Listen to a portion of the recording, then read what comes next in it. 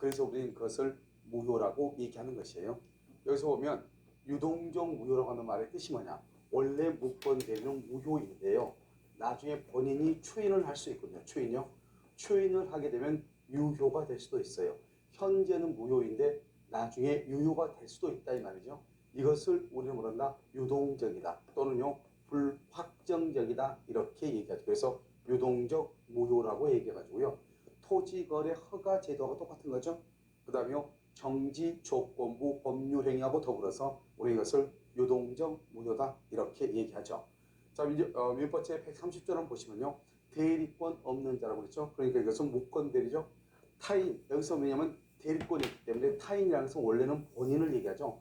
본인의 대리인으로서 한 계약. 이 대리인으로서 한 계약이라는 것은 뭐를 했다는 거예요? 현명을 했다 이 말이죠.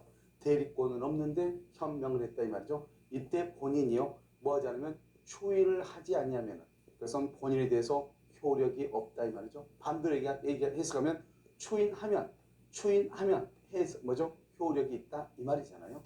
그래서 이렇게 유동적 무효, 불확정적 무효인 경우에는 일단 본인이라고 하는 것은 갑이죠. 이 본인은 뭐가 있냐면 그것은 추인권하고요. 그 다음에 추인 거절권이라고 하는 것이 있고요.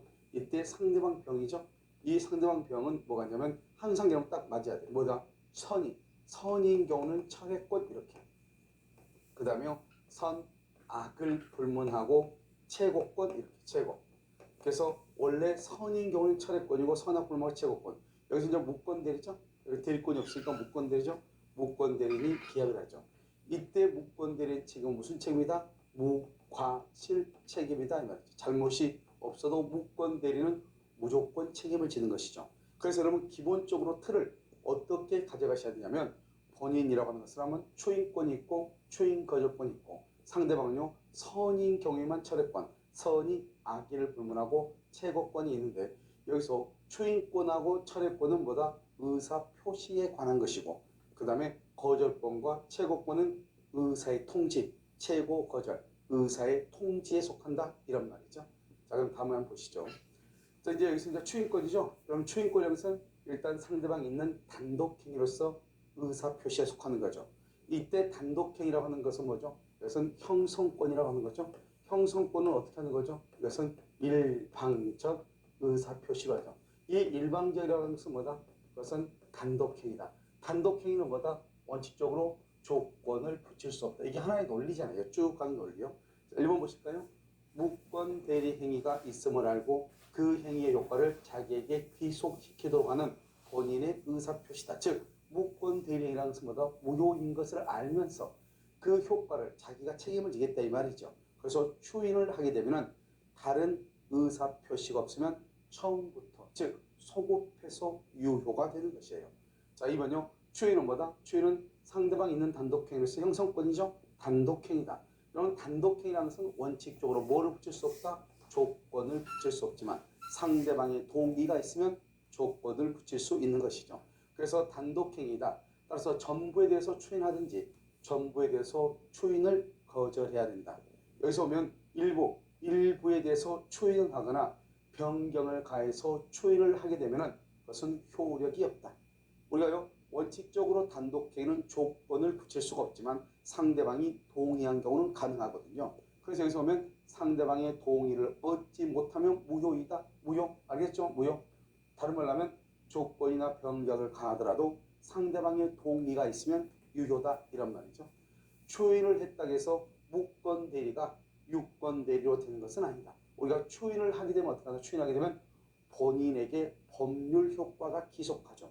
추인을 하게 되면 마치 유권 대리 행위이었던 것과 마찬가지로 본인에게 법률 효과가 기속하는 것이지 대리권이 없는 무권 대리가 추인했다고 해서 대리권이 있는 유권 대리로 바뀌는 것은 아니다 이 말이죠. 여전히 무권 대리이지만 법률 효과만 본인에게 기속한다. 그것을 우리는 추인이다 이렇게 얘기를 하는 거예요. 그 다음에 3번은요. 추인의 의사표시는 누구한테 한다? 직접 상대방. 누구죠? 병한테 하고 병으로부터 넘겨받는 전득자 승계인 또는요 무권 대리인에게도 추인할 수 있죠. 항상 우리가 뭐가 문제가 되죠? 무권 대리인에게 추인했을 때가 문제가 되죠. 만약에 무권 대리인에게 초인했는데 상대방이 모를 수도 있잖아요. 그래서 항상 무권 대리인에게 초인하면 무슨 말이 따로 나오냐. 여기서 상대방이 그것을 알고 있느냐 모르고 있느냐 이 말이죠. 만약에 상대방이 알고 있다. 그러면 초인의 효력을 주장할 수 있다. 대항할 수 있지만 모르고 있다. 초인의 효력을 주장할 수 없다. 대항할 수 없다. 도리어 상대방은 아무것도 모르고 있기 때문에 철회를 해가지고 확정적으로 무효로 만들 수가 있는 거죠. 그래서 무권 대리인에게 초인했을 때는 항상 상대방이라고 하는 사람이 그 사실을 알고 있느냐 모르고 있느냐 이 말이 아주 중요한 것이에요. 아시겠죠? 그래서 4번 보면 초인을 무권 대리인에게 한 경우 이렇게 됐죠. 무권 대리인에게 상대방이 초인이 있음을 알지 못한다. 그러면 상대방에게 초인의 효과를 주장하지 못한다. 다른 말로 뭐 하지 못한다? 대항하지 못한다. 도리어 상대방은요 뭐 할 수 있다? 철회를 해볼 수 있고요. 만약에 상대방의 사람이 무권 대리인에게 초인한 사실을 알 수도 있잖아요. 알게 되면은 초인이 있었음을 말 수 있다. 주장할 수도 있다. 다른 말로 말 수 있다. 대항할 수도 있다. 이런 말이죠. 아시겠죠? 그래서 이 초인은 무권 대리인에게 초인한 경우 아주 중요하다. 시험에 잘 나오죠. 그 다음에 5번은요. 무권 대리인의 초인은 언제나가 아니고요. 다른 의사표시가 없을 때 아무런 말이 없으면 계약시의 소급에 이 계약시를 다른 말로 뭐라고 한다? 대리행위시다. 이렇게 얘기하죠. 대리행위를 할 때 소급해서 효력이 생기는 것이고 그러면 대리행위시에 소급해서 효력이 생긴다는 것은 본인에게 법률효과가 기속한다 이런 말이잖아요. 그래서 이것을 뭐라고 한다? 처음부터 유권 대리행위였던 것과 유권 대리는 처음부터 누구에게 법률효과가 기속하죠? 본인에게 법률효과가 기속하잖아요. 그러니까 무권 대리를 초인해도 본인에게 법률효과가 기속하 처음부터 유권 대리도 처음부터 본인에게 법률효과가 기속하잖아요. 그러니까 무권 대리를 초인하면은 마치 처음부터 유권 대리와 마찬가지로 본인에게 법률 효과가 기속한다 이런 말이죠. 그렇다고 해서 대리권이 없는 무권 대리가 대리권이 있는 유권 대리로 바뀌는 것은 아니다. 이게 중요한 말이죠. 자, 6번은요. 무권 대리임을 그러면 여기서 무권 대리란 건 뭐죠? 이런 무권 대리라는 것은 무효다 이 말이죠.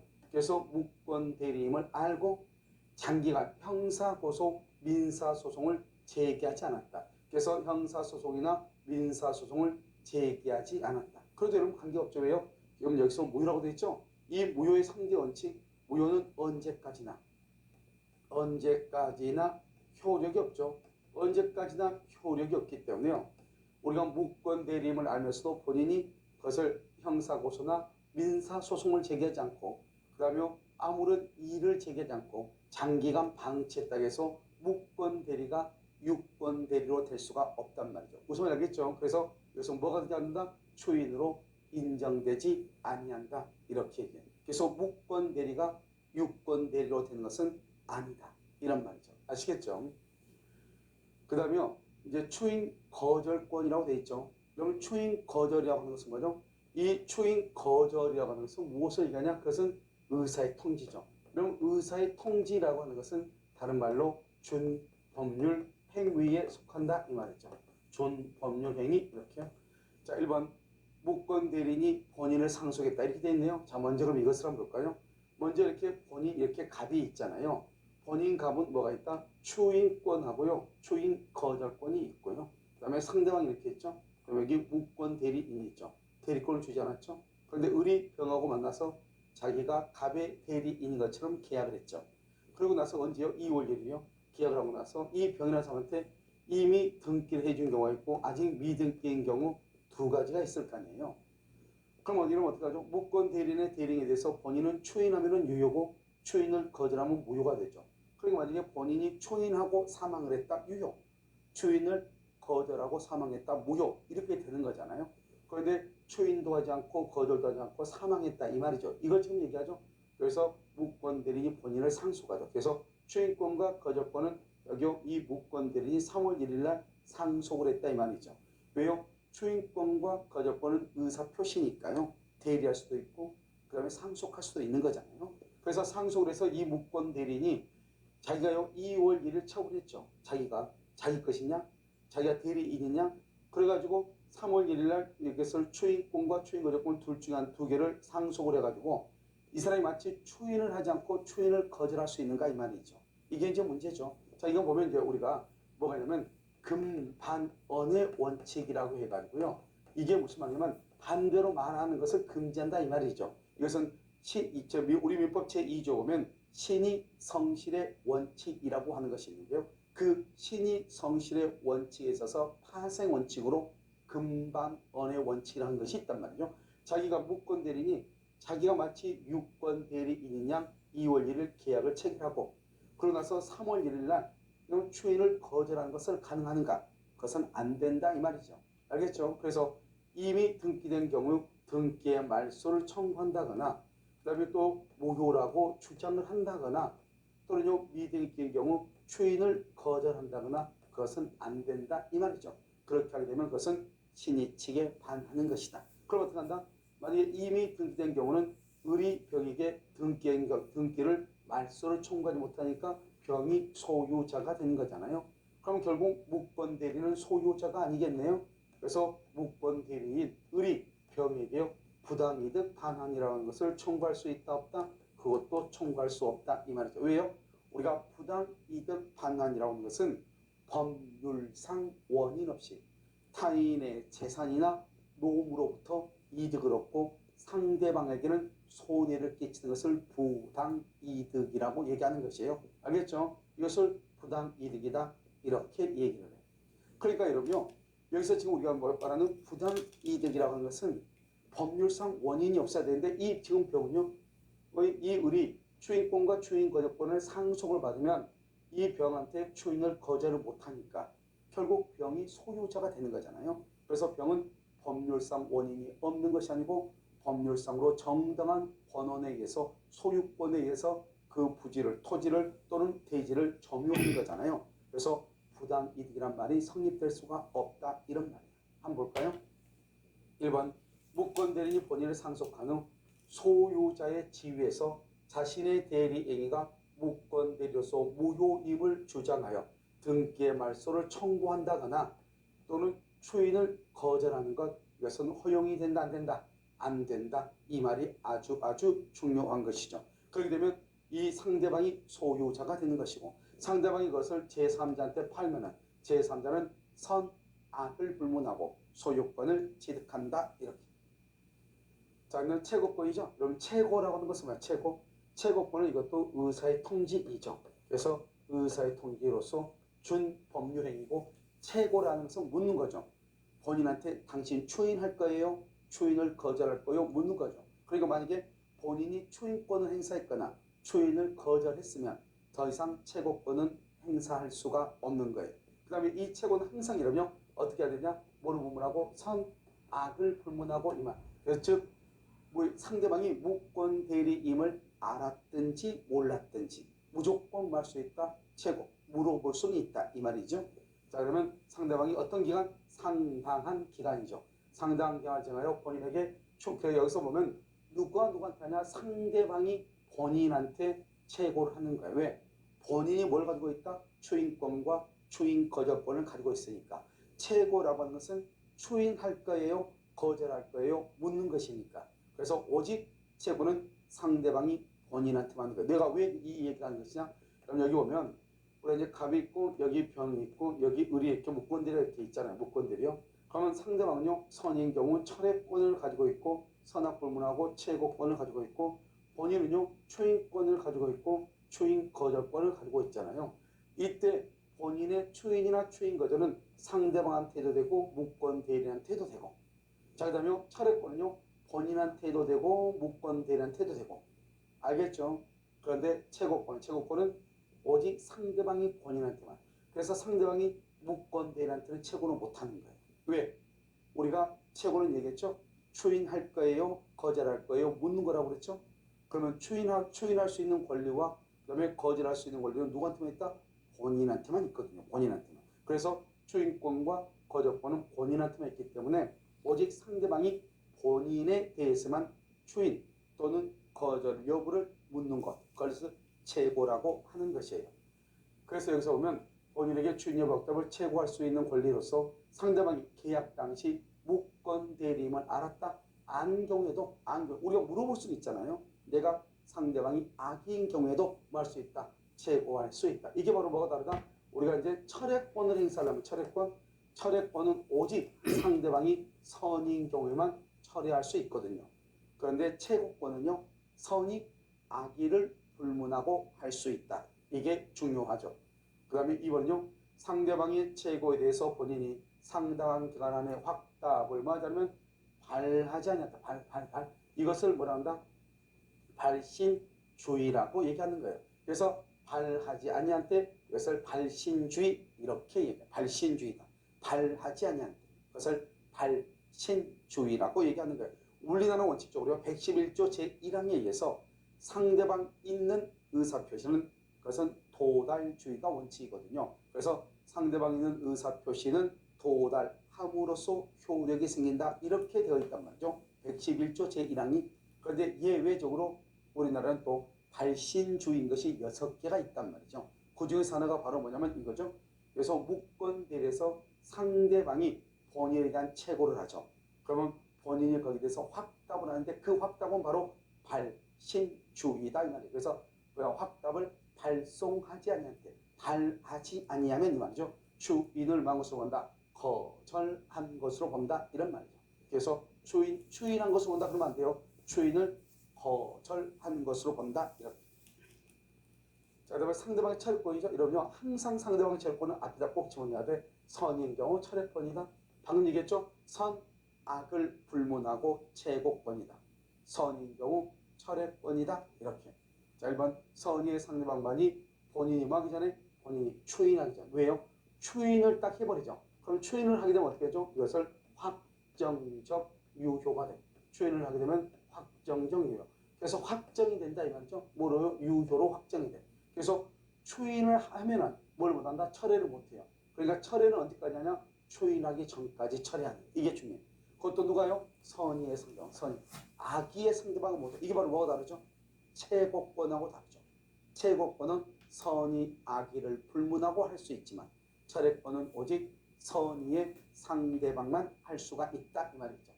그 다음에 상대방이 선의 악이냐? 그럼 상대방은 무조건 철회하면은 철회를 못하게 막아야 되잖아요. 상대방이 철회를 못하는 것은 언제 못한다?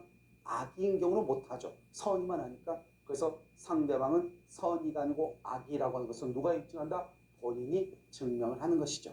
그래서 본인이 당신은 이미 계약 시 상대 뭐죠? 의리, 무권, 대리라고 하는 것을 알면서 계약을 했기 때문에 당신은 철회할 수 없다. 이렇게 할 수 있다 이 말이죠.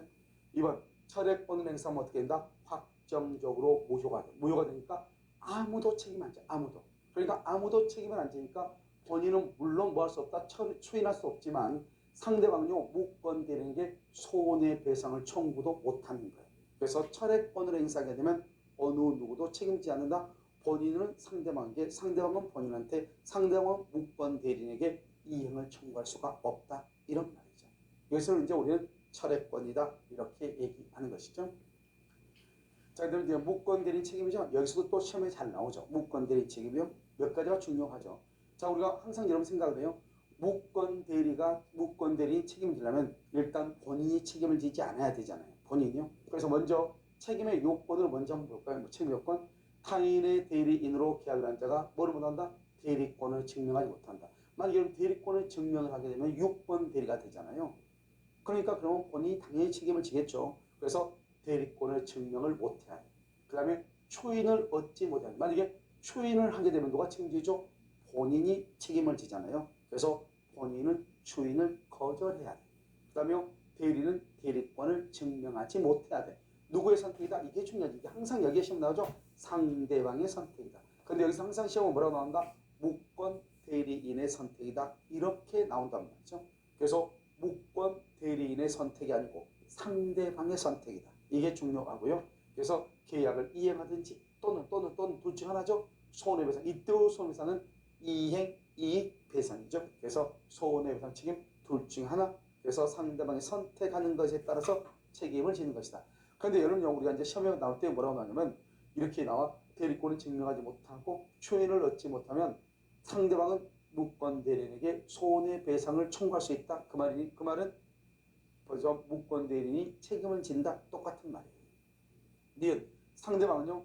상대방 뭐가 돼야 돼? 상대방은 선이 무가 실이 돼야 돼. 상대방은 대리권이 없음을 모르고 선인데 과실이 없어야 무과실 이렇게. 상대방은 선이 무과실이 돼야 돼.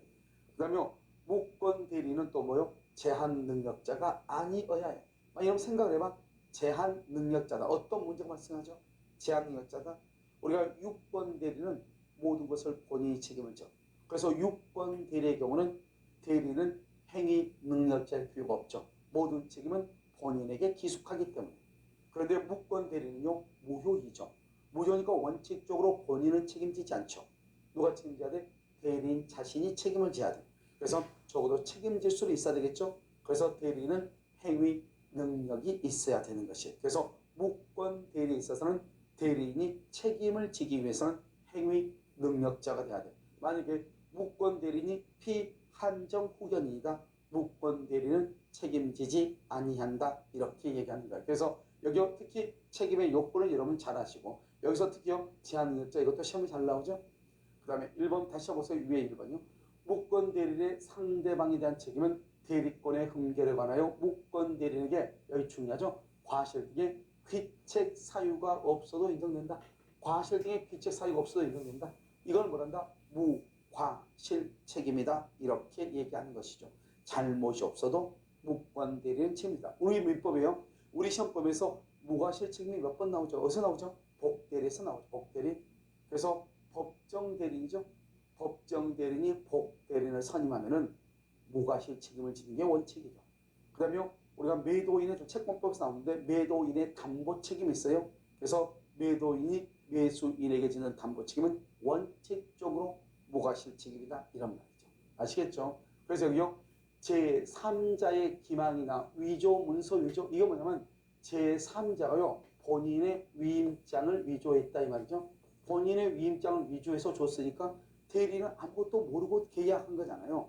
그래도 무권 대리인 책임을 진다. 이런 말이죠. 알겠죠? 그래서 책임이 부정되지 않는다. 책임을 진다. 이렇게 이것을 무과실 책임이다. 특히 여기가 중요하죠. 제3자가 사기쳤거나 제3자가 문서를 위조했다 할지라도 무권 대리는 무조건 책임을 지는 것이다. 이런 말이죠. 이것을 뭐라고 표현한다고? 무과실 책임이다. 이렇게 표현을 하는 거예요.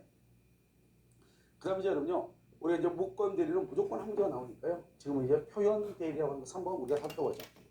여러분 우리가 표현 대리를 볼 때는 무권 대리하고 똑같이 둘 다 대리권이 없어. 그런데 어떤 경우는 무권 대리하고 어떤 경우는 표현 대리라고 하는가 이 말이죠. 우리가 표현 대리라는 것을 다른 말로 뭐라고도 표현한다? 표견 대리라고도 표현한단 말이에요. 볼견자죠. 겉표자죠. 겉으로 보기에. 겉으로 나타나기에. 겉으로 보기에 대리인처럼 보인다. 그러면 실질적으로는 대리권이 없다 이 말이잖아요. 그래서 표현 대리는 무슨 대리의 일종이다? 무권 대리죠. 그래서 표현 대리는 일단 무권 대리의 일종인데 일반적인 좁은 의미의 무권 대리와 차이가 있는 것은 그것은 무권 대리임에도 불구하고 겉으로는 대리권이 있는 것처럼 보인다 이런 말이죠. 아시겠죠? 그럼 이게 무슨 말일까? 먼저 그럼요 125조 대리권 수여 대리권 수여 표시의 표현 대리.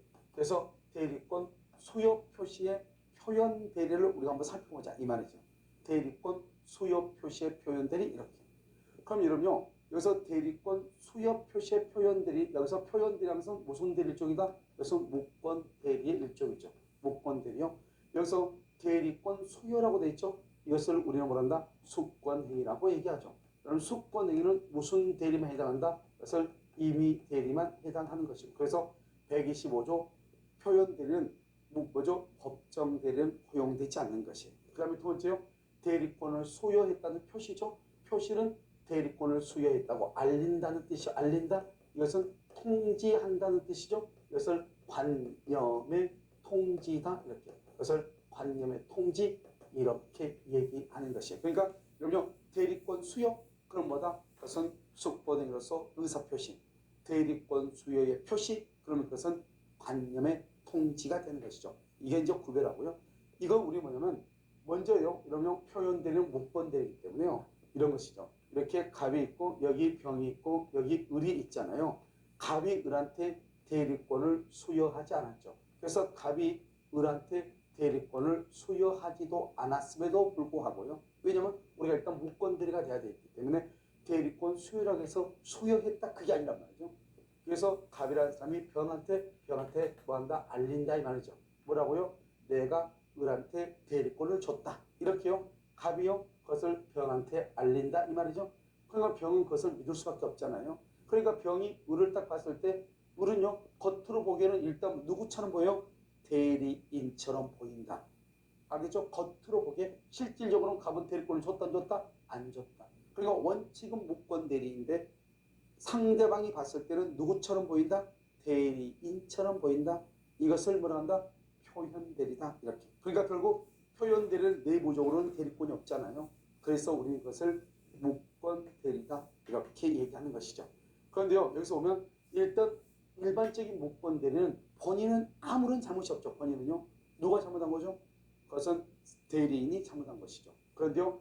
그냥 표현대리를 딱 보면 표현대리는 본인이 잘못한 거죠. 본인. 그래서 표현대리는 누가 잘못했다?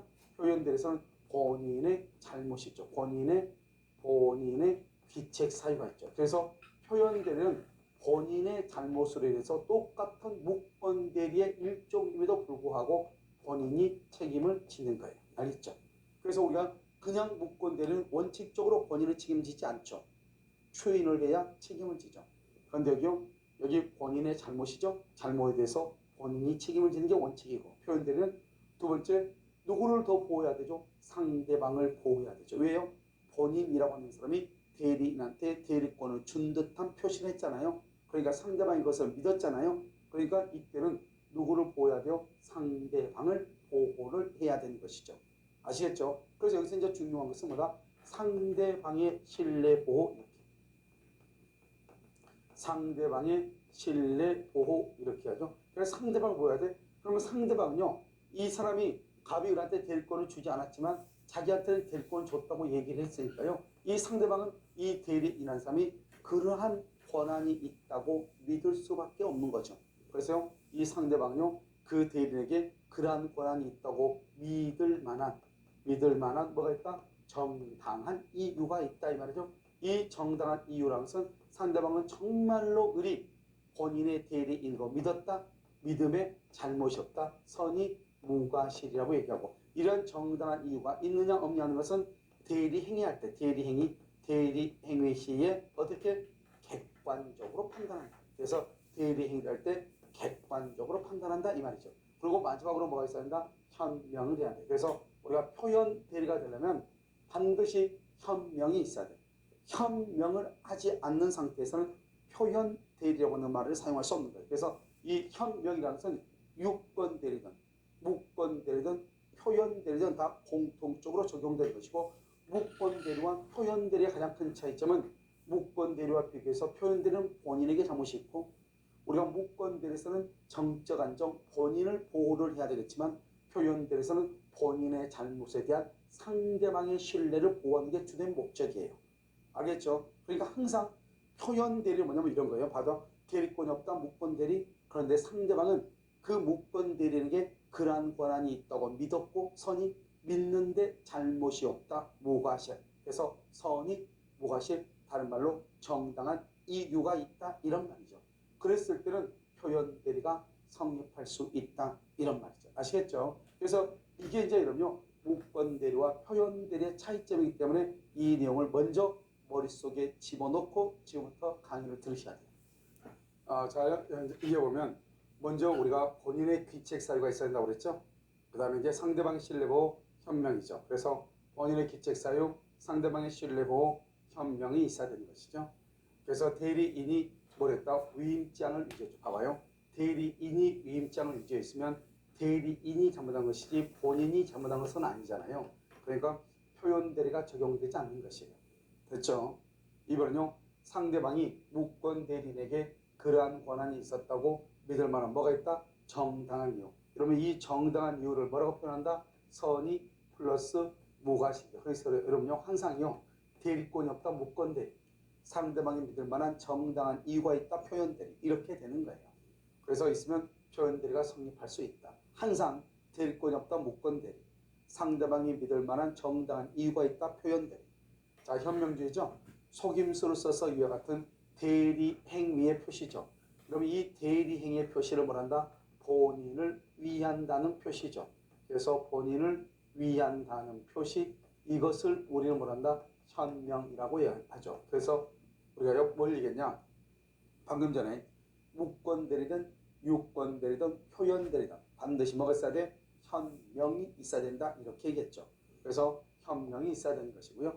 대리행위의 표시를 하지 않고 단지 본인의 성명을 모용하여 자기가 마치 본인인 것처럼 했다. 표현 대리가 성립될 수가 없다. 왜냐하면 뒤에는 사실 읽을 필요가 없어요. 왜냐하면 대리 행위를 표시하지 않았다 이 말이죠. 그러면 현명을 하지 않았다 이 말이죠. 그럼 맨 끝을 가 표현 대리는 성립될 여지가 없다 이렇게. 왜냐하면 우리가 표현 대리에서는 반드시 현명은 해야 되는 것이거든요. 현명이요. 여러분 이것이 아주 중요한 것이고요. 그 다음에요. 이 부분 제125조 표현 대리라고 되어 있나요? 이 125조는 뭐냐면 대리권 수여 표시의 표현 대리죠. 여기 보시면 대리권 수여를 표시했다 이 말이죠. 그것에 대한 표현 대리다. 항상 표현 대리는 뭐냐? 이것은 무권 대리를 얘기하는 것이죠. 무권 대리요. 그 다음에 여기서 대리권 수여라고 되어 있잖아요. 이것은 뭐다? 임의 대리만 얘기하는 거죠. 그래서 125조는 무슨 대리는 안 된다? 법정 대리요. 그래서 법정 대리는 125조가 적용될 수 없죠. 그래서 예를 들어서 뭐 125조에 관한 설명 중 맞는 것은 틀린 것은 이렇게 하면서 거기에서 뭐가 나올 수 있냐? 이런 말이 나올 수 있죠. 예를 들어서 뭐 친권자가 어쩌고 저쩌고. 그러면 그것은 틀린 것이에요. 왜? 친권자는 그것은 법정 대리를 얘기하는 거잖아요. 후견인 어쩌고 저쩌고 그러면 안 돼. 그것은 안 되고요. 그 다음에 여기를 임의 대리만 되기 때문에 복대리죠. 여러분요. 복대리는 언제나 무슨 대리죠? 임의 대리잖아요. 그래서 복대리의 경우에도 표현 대리가 성립할 여지가 있다 이런 말이죠. 이런 거 보면 항상 여러분요 이게 지금 125조 법조문인데요. 여기 제3자라는 말이 나오잖아요. 제3자, 제3자 이렇게 제3자 이렇게 나오죠. 우리가 표현 대리에서 제3자라는 말을 썼을 때는 그것은 누구를 얘기하냐? 그것은 상대방을 얘기해요. 상대방. 그래서 상대방을 얘기를 해요.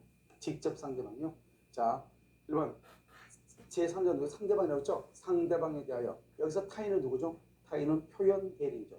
타인에게 대리권을 수여함을 표시한 자 이건 누구죠? 이것은 본인을 얘기하는 거죠. 본인을 얘기하고 이 사람은요 타인은 표현 대리인을 얘기하고 표현 대리인. 여기 제3자는요 상대방을 얘기하는 거죠. 이렇게 이제 읽어야 되겠죠? 상대방에 대해서 표현 대리인에게 대리권을 수여함을 표시한 본인은 이 말이죠. 대리권의 범위 내에서 그 타인 누구죠? 표현 대리인과 제3자 상대방 간의 법률행위에 대해서 책임이 있다. 그러니까 무슨 말이냐? 표현 대리의 경우는 본인에게 법률효과가 기속한다. 이런 무권 대리는요 원칙적으로 본인에게 법률효과가 기속하지 않죠. 무권 대리는 원칙적으로 무효이기 때문에 그렇다 이 말이죠. 그러나 제3자 즉 상대방이 대리권이 없다는 것을 처음부터 뭐랬거나 알았거나 악이죠. 그 다음에 알 수 있었다. 그러면 그것을 과실이죠. 그러하지 아니하다. 그것은 표현 대리가 성립되지 않는다 이 말이죠. 그럼 반대로 해서 가면 표현 대리가 성립하기 위해서는 악이면 안 되니까 선이 이어야 되고 과실이 있으면 안 되니까 무과실이어야 되죠. 그래서 상대방은 선이 무과실이 돼야 된다 이 말이죠. 자, 그 다음에 2번 우리 그러면 어느 것이 대리권 수여 표시라고 볼 수 있는가? 이건 뭐 시험에 워낙 자주 나오죠. 125조 하면 사회 통념상 대리권을 추단할 수 있는 직함이나 명칭의 사용을 승낙했다, 묵인했다 이 말이죠. 대리권을 추단할 수 있는 직함이나 명칭이다. 그럼 우리가 보면 이제 부동산 중개업소에 가면은 항상 보면 여자분들만 이렇게 중개업을 하고 있으면 나이 좀 있으신 분이 와가지고요 자기가 뭐 토지를 하나 가지고 오겠다거나 또는요 상가를 잡아 오겠다거나 그래가지고 내가 갖다 주면 당신이 계약서 쓰고 나한테 한 3을 달라 4를 달라 이렇게 하는 사람이 있단 말이죠. 그러려면 내가 뭔가 있어야 되니까 나한테 명함 하나 파달라. 그럼 어떻게 한다? 중개업소에서는 내가 그냥 가만히 있는 것보다 누가요? 물건 하나 잡아와서 계약하면 좋으니까 거기다가 뭐라 쓰냐? 나이가 좀 지긋이 있다. 그러면 그냥 이사라고 쓰고 30대 정도 된다. 그러면 그냥 부장이라고 쓰고 이렇게 해서 명함을 파준단 말이죠. 그러면 그 사람이 어떤 이사라는 직함 명함을 가지고 밖에 나가가지고 무슨 행위를 할 때 그 사람의 명함을 본 사람들은 어떻게 한다? 아, 이 사람은 그 중개업소에서 상당한 위치에 있나 보다. 이렇게 생각할 수 있잖아요. 알겠죠? 이런 것들보다 근데 그 사람은 사실 아무것도 아니잖아. 우리 중개업사하고. 그런데 나는 그러한 명함이나 그런 직함을 줬다 이 말이죠. 그랬을 때는 다른 제3자들은 그 사람은 정말로 우리 사무소의 어떤 법인에 있어서 이사와 같은 그런 지위에 있는 사람으로 착각을 하고 그 사람과 어떤 계약을 할 수 있다 이 말이죠. 그랬을 때는 이 모든 책임은 누가 지는 것이다? 내가 지는 것이다. 이런 말이죠. 내가 직접적으로 대리권을 수요하지 않았지만 그러한 명함으로 인해서 마치 내가 그 사람에게 일정한 권한을 부여한 듯한 그런 오해감, 겉모습을 부여했고 그런 것에 상대방이라는 사람은 그것을 믿고 계약을 했다. 즉 상대방이 믿었단 말은 상대방은 속았다 이 말이잖아요. 그러면 그 상대방이 믿은 것만큼의 내가 책임을 져야 되죠. 그것을 우리는 무슨 책임이라고 한다? 표현대리 책임이다. 이렇게 표현을 하는 거예요. 3번은요. 어떤 사람이 대리인의 외양이 뭐죠? 겉모습이죠. 대리인이 아닌데 봐봐. 대리인의 모습을 가지고 행위하는 것을 본인이 알아. 본인이 알면서도 이 일을 하지 않아. 이 일을. 무슨 말이냐면 어떤 사람이요. 밖에 돌아다니면서 나의 대리인인 것처럼 행세를 하고 다닌단 말이죠. 그럼 내가 그걸 알았어. 그럼 빨리 막아야 되겠죠. 그런데 봤더니요. 크게 뭐 해도 없는 것 같고 나한테 뭐 크게 손해가 될 것도 없을 것 같아. 그래서 그냥 방임했다 이 말이죠. 그것을 뭐라고 표현한다? 사실상의 용태라고 얘기한다. 그 말을. 이 말을 여기 방임하는 등 여기까지를 한마디로 사실상 용태라고 해요. 그러면 일반인들은 어떻게 생각하겠죠? 아, 그 사람이 정말 대리인이라고 착각을 할 거 아니에요. 정말로. 그래서 그것을 뭐란다? 대리권 수요라고 볼 수도 있다. 그래서 시험에 뭐라 나온다? 세무사 시험에 나왔는데 밑도 끝도 없이 사실상 용태에 의해서 대리권 수요가 추단될 수 있다. 이렇게 나왔단 말이에요. 밑도 끝도 없이. 이 사실상 용태라고 하는 말이 바로 여기 이것을 얘기하는 것이다. 이렇게. 자, 이거 126조는 이제 권한을 너무 인정 봐봐요. 여기 보면 표현대리란 말은 그것은 항상 무슨 대리하죠? 무권대리다 이렇게 얘기했죠. 여기 권한은 뭐죠? 권한은 대리권한이죠. 대리권한이요. 이 대리권한을 넘은 것이 무권대리다 말이죠. 무슨 말이냐? 이런 것이죠. 이렇게 갑이 있고 여기 상대방병이 있고 여기 을이 있잖아요. 갑이 을한테 1억 원을 빌려오라고 대리권을 줬죠. 그런데 을이 병하고 만나서 정말 1억을 빌렸죠. 그럼 이것을 우리는 6번 대리라고 얘기하는 거예요. 그런데요, 갑이 을한테 대리권을 주면서 자기 집을 담보 잡고 1억을 빌려오라고 대리권을 줬어요.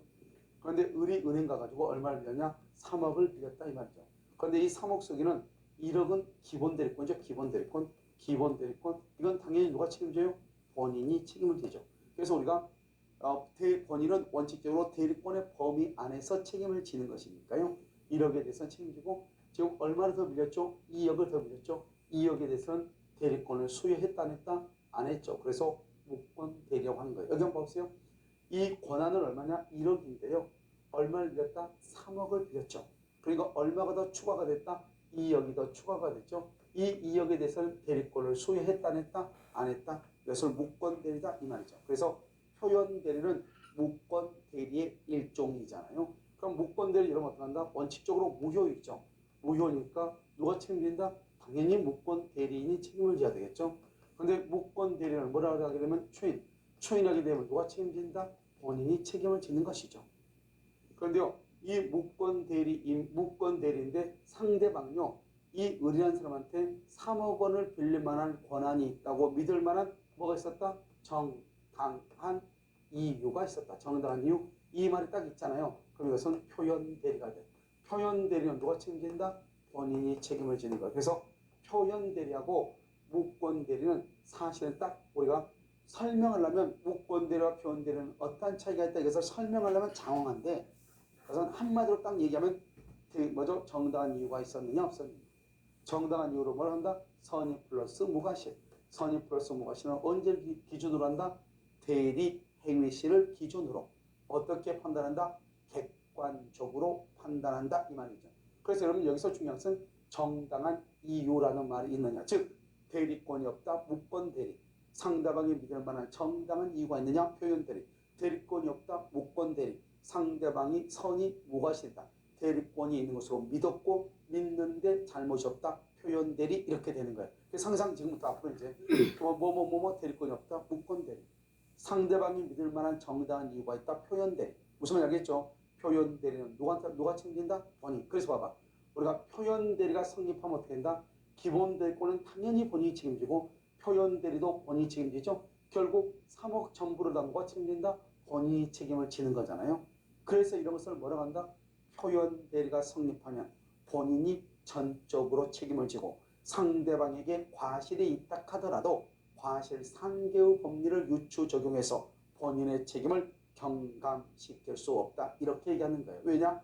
우리가 과실 상계라고 하는 것은 그것은 채무불행이나 불법 행위 책임에서 손해배상을 할 때 과실 상계라고 하는 것을 하는 거거든요. 아시겠죠? 그래서 이렇게. 자, 그래서 표현들은 일단 뭐가 있어야 된다? 현재 기본 대리권이 있어야 돼. 그 기본 대리권을 초과해야 되는 거예요. 한번 보시죠. 현재 아무런 대리권도 가지지 않았다. 아무런 대리권도 가지지 않았다. 그러면 표현 대리는 성립한다, 안 한다? 안 한다 이 말이죠. 그래서 표현 대리는 성립할 여지가 없다. 이렇게. 자, 1번요. 기본 대리권이 등기 신청이죠. 그럼 등기 신청을 말한다. 이것을 공법이라고 하는 것이고요. 표현 대리행위죠. 표현 대리행위가 대물변제다. 이것을 사법이다. 이렇게 얘기하죠. 사법. 그래서요. 이건 기본이 공법이고 표현 대리가 사법이라도 표현 대리가 성립해. 이 말이 무슨 말이냐? 우리가 기본 대리권과 표현 대리는 뭐 할 필요가 없다? 동일할 필요가 없죠. 동종 유사할 필요가 없다. 동종 반대가 뭐죠? 이종 유사가 뭐죠? 별개. 이종 별개라도 무방하다 이 말이죠. 그래서 이종 별개라도 무방하다 이렇게. 동종 유사할 필요가 없다. 이종 별개라도 무방하다 이렇게 표현을 해요. 자, 3번은요. 복대리인 선임권이 없는 대리인. 복대리인 선임권이 없는 대리인. 그럼 뭐 누구죠? 이건 임의대리죠. 원래 임의대리는 복대리인을 선임할 수 없거든요. 그래서 복대리인 선임권이 없는 대리인 선임한 복대리죠. 그럼 여기까지는 무권대리잖아요. 그럼 무권대리의 경우는 뭐가 있다? 무권대리인데 상대방이 믿을 만한 정당한 이유가 있으면 무슨 대리가 성립할 수 있다? 표현대리죠. 그래서 대리인의 권한 밖에 권한 밖 그러면 이것은 무권대리잖아요. 이 무권대리인데 정당한 이유가 있으면 표현대리가 성립할 수 있잖아요. 그래서 이런 경우는 권한 밖의 법령에 있다 표현대리가 성립할 수 있다 이 말이죠. 부부간의 일상가사 대리권 이걸 우리 뭐란다? 법정 대리권이라죠. 이 법정 대리권을 기본 대리권에 의해서 표현 대리가 성립할 수가 있죠. 우리가 125조는 임의 대리만 되고 법정 대리는 안 되잖아요. 그런데 126조 표현 대리와 129조 표현 대리는 임의 대리, 법정 대리가 다 적용이 되는 거예요. 사실 행위를 위한 사자죠. 이때 사자는 어떤 사자냐? 표시 기관으로서의 사자죠. 이 사자가 자기가 마치 어떤 권한이 있는 듯한 표시를 하고 상대방이 그것을 믿었고 믿는데 잘못이 없다. 표현 대리가 성립할 수 있다 이 말이죠. 그런데 인감증명서만 교부했다. 인감증명서만 이것은 기본 대리권이 아니에요. 기본 대리권이 아니니까 표현 대리가 성립할 수가 없는 거예요. 알겠죠? 이렇게 판단하는 것이고요. 우리가 이제 가장 중요한 것은 우리가 대리권이 없다. 무권 대리, 상대방이 믿을 만한 정당한 이유가 있다. 표현 대리 이렇게 얘기했죠. 그래서 정당한 이유가 있냐 없냐는 대리 행위가 행해질 때를 기준으로 해서 객관적으로 판단한다. 그래서 어떻게 판단한다? 객관적으로 판단한다. 이렇게. 자, 129조죠. 대리권 소멸이죠. 봐봐. 대리권이 있었고 소멸했고 그러고 난 다음이죠. 그러니까 이것은 무슨 대리다? 무권 대리다 이 말이죠. 자, 그럼 뭐냐면 이 지금 갑이요 있고 이렇게 병이 있고 을이 있는데요. 을이요 엄마란 말이죠. 엄마인데 이 갑이 17살짜리요. 17살짜리가 자기 아파트를 하나 가지고 있어. 그러면 엄마가 뭐죠? 엄마가 뭐가 된다? 17살짜리 대리권이 있죠. 그런데 얘가요 19살이 돼. 그러면 성년이 되니까 대리권이 없어지죠. 그런데 갑이요 20살이 됐을 때 대리권이 소멸하고 난 다음에 엄마가요 상대방하고 계약을 하죠. 내가 갑의 엄마인데 내가 이 갑의 물건을 팔 수 있는데 당신 살래요? 이렇게요. 그러면 상대방은요 이 엄마가 갑의 대리인으로서 당연히 저 물건을 처분할 수 있다고 믿고 믿는데 잘못이 없다고 한다면 이 말이죠. 그러면 뭐 한다? 대리권 소멸 후에 표현 대리가 성립할 수 있다 이 말이죠. 이 엄마를 무엇으로 한다? 이걸 법정 대리라고 하죠. 그래서 129조는 임의 대리, 법정 대리 모두 다 표현 대리가 성립할 수 있다 이 말이죠. 그러면 대리권 소멸 후에 표현 대리는 어떤 것이냐 이런 것이죠. 갑이 있고 이렇게 병이 있고 을이 대리권이 줬는데 없어졌죠? 소멸했죠? 소멸하고 난 다음에 대리인이 직접 상대방과 계약하거나 또는요 여기요 갑이 있고 이렇게 병이 있고 을이 있죠.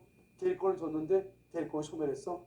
그런데 대리인이 복대리인을 선임해서 복대리인한테 계약을 하도록 한 경우 이때 상대방이 선이 무과실일 때는 표현대리가 성립할 수 있다 이 말이죠. 그래서 여기 보면 이전에 존재했던 대리권이 소멸해야 돼. 그래서 대리권 소멸. 그러니까 과거에 어떠한 대리권도 없으면 표현대리는 성립하지 않는 거예요. 그 다음에 이분요 법정대리 이 말 한마디 말하면 돼. 129조는 법정대리의 경우에도 적용이 된다 이 말이죠. 그 다음에 3번은요 상대방은 대리권 소멸에 대해서 뭐가 돼야 돼? 선이 무과실이다. 선이 무과실을 126조에서는 뭐라고 표현한다? 정당한 이유라고 표현한다. 그래서 선이 무과실이 돼야 되고 상대방이 선이가 아니고 악이고 무과실이 아니고 과실이라고 하는 것은 본인이 증명을 하는 거예요. 4번요. 대리권 소멸로 대리인이 직접 소멸로 봐봐. 소멸로 직접 대리인이라거나 소멸로 복대리인을 선임하여 대리인을 한 경우 다 대리권 소멸 후에 표현대리가 적용될 수 있다 이런 말이죠. 알겠죠? 그래서 여기도 맞죠? 아까 얘기했죠? 우리가 대리권 소멸 후에 대리인이 직접 대리행하거나 복대리인을 선임해서 상대방과 사이에 대리행위를 한 경우 이런 경우도 표현대리가 성립할 수 있다 이런 말이에요. 우선 아시겠죠? 그래서 여러분요 여기까지가 이제 우리가요 표현대리에 관한 것이고요. 이제 우리가 다음 시간에는 뭘 볼 것이냐? 무효와 취소에 대해서 한번 우리가요 살펴보도록 그렇게 하겠습니다. 수고하셨습니다.